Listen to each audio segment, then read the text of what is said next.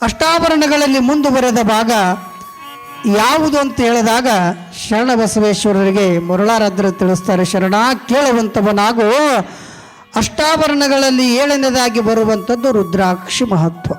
ಇದಕ್ಕೊಂದು ಶ್ರೇಷ್ಠ ಕಥೆ ಇದೆ, ಅದನ್ನು ಕೇಳುವಂಥವನಾಗುವಂಥ ಕಥೆಯನ್ನು ಪ್ರಾರಂಭ ಮಾಡುತ್ತಾರೆ ಶರಣ ಬಸವನಿಗೆ. ಶರಣ ಪೂರ್ವ ಕಾಲದಲ್ಲಿ ಯಾವ ಹರಿಭಕ್ತನಾಗಿರುವಂತಹ ಒಬ್ಬ ವಿಪ್ರ ಈ ಕಥೆಯನ್ನು ಗೌತಮರು ಗಂಭೀರ ರಾಜನಿಗೆ ಹೇಳಿದ್ದಾರೆ. ಪೂರ್ವ ಕಾಲದಲ್ಲಿ ಶರಣನಿಗೆ ಮುರಳಾರಾಧ್ಯರು ಹೇಳ್ತಾ ಇದ್ದಾರೆ, ಈ ಗೌತಮ ಋಷಿಗಳು ಗಂಭೀರ ರಾಜನಿಗೆ ಈ ಕಥೆಯನ್ನು ಹೇಳಿದ್ದಾರೆ. ಶರಣ ಕೇಳುವಂಥವನ ರುದ್ರಾಕ್ಷಿ ಮಹತ್ವವನ್ನ. ಪೂರ್ವ ಕಾಲದೊಳಗ ಹರಿಭಜಕ ವಿಷ್ಣು ಭಕ್ತ ವಿಪ್ರ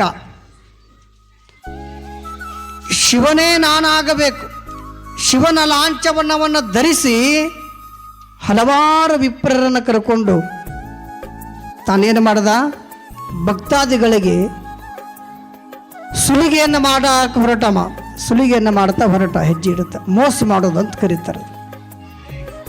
ಅಲ್ಲಿದ್ದವ್ರು ಹೇಳಿದರು ವಿಪ್ರರು, ಅಪ್ಪ ಪರಮಾತ್ಮನ ಶಿವಲಾಂಛನಗಳನ್ನು ಧರಿಸುವುದು ಅದು ಸಮ್ಮತವಲ್ಲ, ಬೇಡ ಅಂದ್ರೆ ಹರಿಭಕ್ತ ಅಂತಾನ ಪರಮಾತ್ಮನ ಲಾಂಛನವನ್ನು ನಾನು ಧರಿಸೋನು. ಯಾಕಂದ್ರೆ ಶಿವಭಕ್ತರು ಬಹಳ ಜನ ಅದಾರ, ಲಿಂಗವಂತ ಭಕ್ತರು ಬಹಳ ಜನ ಅದಾರ.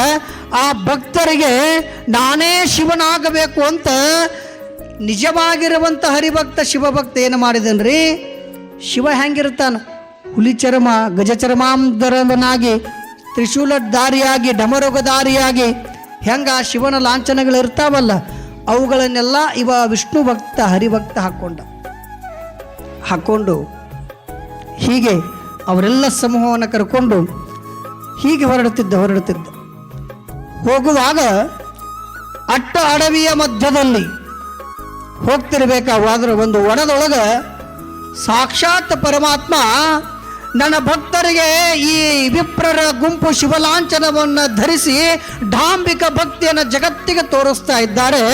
ಇದನ್ನು ತಪ್ಪಿಸಬೇಕು, ಇವರಿಗೆ ಪರಿಣಾಮವನ್ನು ತಿಳಿಸಬೇಕು, ಇವರಿಗೆ ನಿಜವಾದ ಜ್ಞಾನವನ್ನು ಬೋಧಿಸಬೇಕು ಅಂತ ಪರಮಾತ್ಮ ಸಾಕ್ಷಾತ್ ಧರೆಗಿಳಿದು ಅವರೆದುರಿಗೆ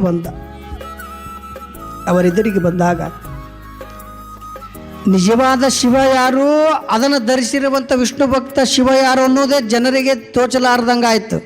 ಯಾಕೆ ಅವನು ಹಾಗೇ ಇದ್ದ, ಪರಮಾತ್ಮ ನಿಜವಾದ ಪರಮಾತ್ಮ ಹಾಗೇ ಇದ್ದ.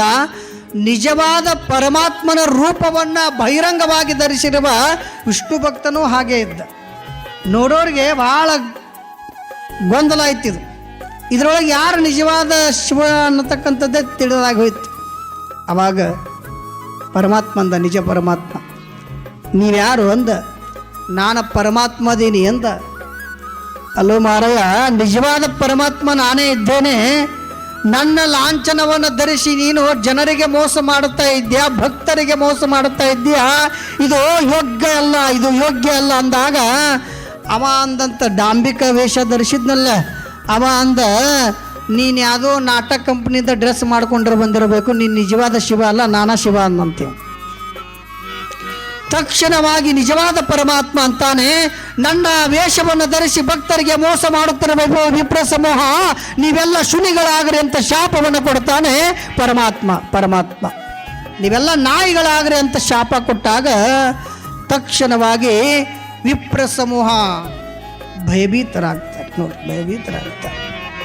ಆಗ ಮುಂದಾಳತ್ವವನ್ನು ವಹಿಸಿರುವ ಆ ಹರಿಭಕ್ತ ಅಂತಾನೆ ಪರಮಾತ್ಮ, ನಿಜವಾಗಿಯೂ ಸಹ ನೀ ಯಾವಾಗ ಶಾಪ ಕೊಟ್ಟು ನಿಜವಾದ ಪರಮಾತ್ಮ ಅನ್ನೋದು ನಮಗಿವತ್ತು ತಿಳಿದದ.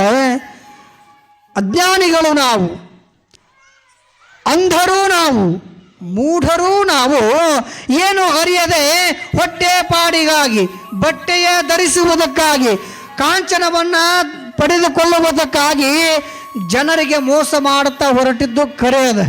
ಶಿವನೇ, ನಮಗಂತೂ ಶಾಪ ಕೊಟ್ಟು ಬಿಟ್ಟು ಶುನಿಗಳಾಗಲಿ, ನಾಯಿಗಳ ಜನ್ಮ ಪ್ರಾಪ್ತವಾಗಲಿ ಅಂದೆ ಪರಮಾತ್ಮ. ಮತ್ತು ನಾಯಿ ಜನ್ಮ ಹೋಗಿ ನಮಗೆ ಪುನಃ ಮಾನವ ಜನ್ಮ ಯಾವಾಗ ಬರುತ್ತದೋ ಶಿವ ಅಂತ ಕೇಳಿದಾಗ ಅದೇ ನಿಜವಾದ ಪರಮಾತ್ಮ ಹೇಳ್ತಾನೆ ಹರಿಭಜಕರಾಗಿರುವ ಅವಿಪ್ರ ಗುಂಪಿಗೆ, ಯಾವಾಗ ನಿಮ್ಮ ದೇಹದ ಮೇಲೆ ನನ್ನ ರೂಪವಾದ, ನನ್ನ ನೇತ್ರಗಳ ರೂಪವಾದ ರುದ್ರಾಕ್ಷಿ ಯಾವಾಗ ಸ್ಪರ್ಶ ಆಗ್ತದೋ ಅವಾಗ ನಿಮಗೆ ಪುನಃ ಮಾನವ ಜನ್ಮ ಆಗ್ತದೆ ಅನ್ನುವಂಥ ಮಾತನ್ನ ಪರಮಾತ್ಮ ಆಶೀರ್ವಾದವನ್ನು ಮಾಡಿ ಅದೃಶ್ಯನಾಗುತ್ತಾನೆ. ಅಲ್ಲಿ ವಿಪ್ರ ಸಮೂಹವೆಲ್ಲ ನಾಯಿಗಳಾಗಿ ಬಿಡುತ್ತವೆ. ನೋಡಿ, ಶಿವನ ಶಾಪದಿಂದ ವಿಪ್ರ ಸಮೂಹ ಎಲ್ಲ ನಾಯಿಗಳಾಗ್ಬಿಟ್ಟು ನಾಯಿಯ ಜನ್ಮ ಪ್ರಾಪ್ತ ಆಯಿತು. ಹೀಗೆ ಅಟ್ಟ ಅಡವಿಯ ಕಾಡುಗಳ ಮಧ್ಯದಲ್ಲಿ ನಾಯಿಗಳ ಗುಂಪು ಹೆಂಗಿರುತ್ತೆ ನೋಡಿರಲ್ಲ ನೀವು, ಬಹಳಷ್ಟು ನಾಯಿಗಳಿರ್ತವೆ. ಅವ ಏನು ಡಾಂಬಿಕ ವೇಷ ಧರಿಸಿದ್ನಲ್ರಿ ಶಿವನ ವೇಷವನ್ನು, ಅವ ಮುಂದೆ ಹೋಗ್ತಿದ್ದ. ಉಳಿದಂತ ನಾಯಿ ರೂಪದೊಳಗಿದು ನಾಯಿ ಆದ ಬಳಿಕ ಮುಂದೆ ಹೋಗ್ತಿತ್ತು. ಹಿಂದೆ ಉಳಿದಂತಕ್ಕಂಥ ವಿಪ್ರರಿದ್ರಲ್ಲ ಅವರು ಶ್ವಾನಗಳಾದ. ಹೀಗೆ ಹೋಗ್ತಿತ್ತು ಸಮೂಹ ಹೋಗ್ತಿರ್ಬೇಕಾದ್ರೆ ಒಂದು ದಿವಸ ಆ ನಾಯಿಗಳ ಗುಂಪು ಅಡವಿಯನ್ನು ಪ್ರವೇಶ ಮಾಡಿದಾಗ ಆ ಅಡವಿ ಒಳಗೊಬ್ಬ ಬಿಲ್ವಿದ್ಯೆ ಪಾರಂಗತನಾಗಿರುವಂಥ ಬೇಡ ಈ ನಾಯಿಗಳ ಸಮೂಹವನ್ನು ನೋಡಿ ಆತ ಹಗ್ಗದಿಂದ ಅವುಗಳನ್ನು ಕೊರಳಿಗೆ ಕಟ್ಟಿ ತನ್ನ ಕೈಯಿಂದ ಹಗ್ಗವನ್ನು ಹಿಡ್ಕೊಂಡು ಅವನ್ನ ಕರ್ಕೊಂಡು ಹೊರಟ, ಮುಂದೆ ಕರ್ಕೊಂಡು ಹೊರಟ. ಸುಮ್ಮನೆ ಹೋಗ್ತಿರ್ತದೆ. ಇವ ಸಾಕ್ಷಾತ್ ಶಿವಭಕ್ತನಾಗಿದ್ದ ಬೇಡ. ಅದಕ್ಕಾಗಿ ಶಿವಭಕ್ತರಿಗೆ ಯಾವಾಗಲೂ ಕೂಡ ಪರಮಾತ್ಮ ದಿವ್ಯ ಆಶೀರ್ವಾದವನ್ನು ಮಾಡ್ತಾನೆ. ಆ ನಾಯಿಗಳ ಸಮೂಹವನ್ನು ಕರ್ಕೊಂಡು ಹೋಗ್ತಿರುವಂಥ ಬೇಡ ಅಡವಿ ಒಳಗೆ ಹೋಗ್ತಿರ್ಬೇಕಾದ್ರೆ ಅವನ ಕಣ್ಣಿಗೆ ಏನು ಕಾಣುತ್ತೋ ಅಂದ್ರೆ ರುದ್ರಾಕ್ಷಿ ಗಿಡ ಕಾಣುತ್ತಲ್ಲಿ ಅಡವಿ ಒಳಗೆ. ಅವ ಅನ್ಕೊಂಡ ರುದ್ರಾಕ್ಷಿ ನೋಡೋಕ್ಕೆ ಅಷ್ಟು ಚಂದ ಕಾಣುತ್ತವಲ್ಲ ಅಂದವ. ಅದಕ್ಕೆ ನಮ್ಮ ಕೊರಳೊಳಗೆ ರುದ್ರಾಕ್ಷಿ, ವಿಭೂತಿ, ಲಿಂಗ, ಪಂಚಾಕ್ಷರಿ ಮಂತ್ರ, ಶಿವನಾಮ ಸ್ಮರಣೆ, ಕೇಳುವ ಶಿವಲೀಲೆಗಳು ಯಾವ ಮಾನವನ ದೇಹದೊಳಗೆ, ಮಾನವನ ಶರೀರದೊಳಗೆ ನಿತ್ಯ ಇವೆಲ್ಲ ಇರ್ತಾವೆ, ಇವೆಲ್ಲ ಬರ್ತಾವ, ಅವರೆಲ್ಲ ಮಹಾತ್ಮರಾಗ್ತಾರೆ, ಅವರೆಲ್ಲ ಪುಣ್ಯಾತ್ಮರಾಗ್ತಾರಂತ. ಅದನ್ನು ನೋಡಿರುವಂಥ ರುದ್ರಾಕ್ಷಿ ಗಿಡವನ್ನು ನೋಡಿರುವ ಬೇಡ ವಿಚಾರ ಮಾಡ್ತಾನೆ, ಎಷ್ಟು ಚಲೋ ಅದಲ್ಲ ಅಂತ ಒಂದು ಹರಿದ. ಅವನ ಹತ್ರ ಯಾವಾಗಲೂ ದಾರ ಇರ್ತಿತ್ತು, ಶಿವದಾರಗಳಿರ್ತಿದ್ವು. ಅವ ಶಿವಭಕ್ತ. ಮೊದಲಿಗೆ ಅವ ಏನು ಮಾಡ್ದ, ಇಂಥ ಚಲೋ ರುದ್ರಾಕ್ಷಿ ಗಿಡ ಇಂಥ ಶ್ರೇಷ್ಠ ಅಡವಿ ಒಳಗದ ಅಂದರೆ ಇದು ಪರಮಾತ್ಮನ ಶ್ರೇಷ್ಠವಾದ ವೃಕ್ಷ. ಒಂದು ರುದ್ರಾಕ್ಷಿಯನ್ನು ಹರಿದ, ದಾರವನ್ನು ಪೋಣಿಸಿದ, ತನ್ನ ಕೊರಳೊಳಗೆ ತಾಕಟ್ಟುಕೊಂಡ. ಭಾಳ ಆನಂದ ಆಗಿಬಿಡುತ್ತೆ ಅವನಿಗೆ, ಬೇಡರ ಕುಲದವನಿಗೆ ಭಾಳ ಆನಂದ ಆಯಿತು.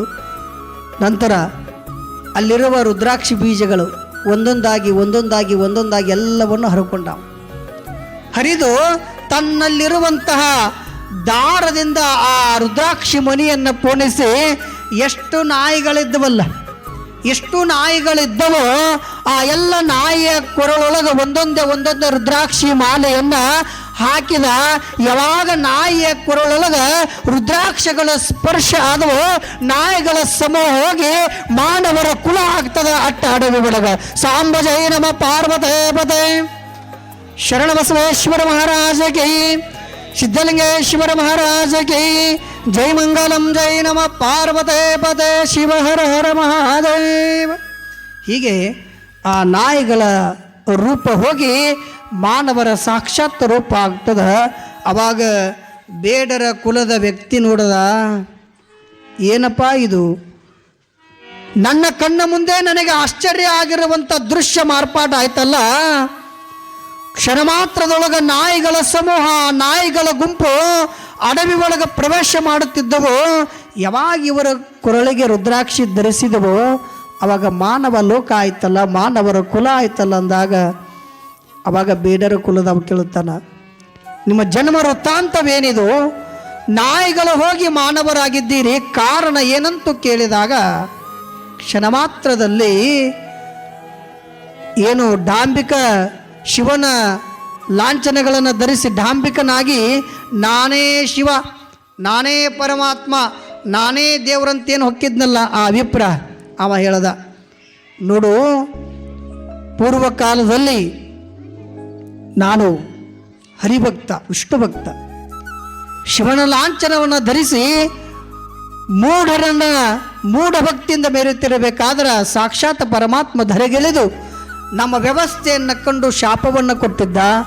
ಯಾವಾಗ ಶಾಪ ವಿಮೋಚನೆ ಅಂತ ಕೇಳಿದಾಗ ನನ್ನ ನೇತ್ರ ಸ್ವರೂಪವಾದ ರುದ್ರಾಕ್ಷಿ ನಿಮ್ಮ ಶರೀರದ ಮೇಲೆ ಯಾವಾಗ ಸ್ಪರ್ಶ ಆಗುತ್ತದೋ ಆವಾಗ ನಿಮಗೆ ಪುನಃ ಮಾನವ ಜನ್ಮ ಪ್ರಾಪ್ತಿ ಆಗ್ತದಂತ ಪರಮಾತ್ಮ ಹೇಳಿದ್ದ. ಹಲವಾರು ವರುಷಗಳ ಕಾಲ ನಾಯಿಗಳಾಗಿ ತಿರುಗಾಡಿದೆವು. ನಾಯಿಗಳಾಗಿ ಅಲ್ಲಲ್ಲಿ ಸಂಚಾರ ಮಾಡುತ್ತಾ ನಾಯಿಯ ಜೀವನವನ್ನು ಕಳೆದಿದ್ದೆವು.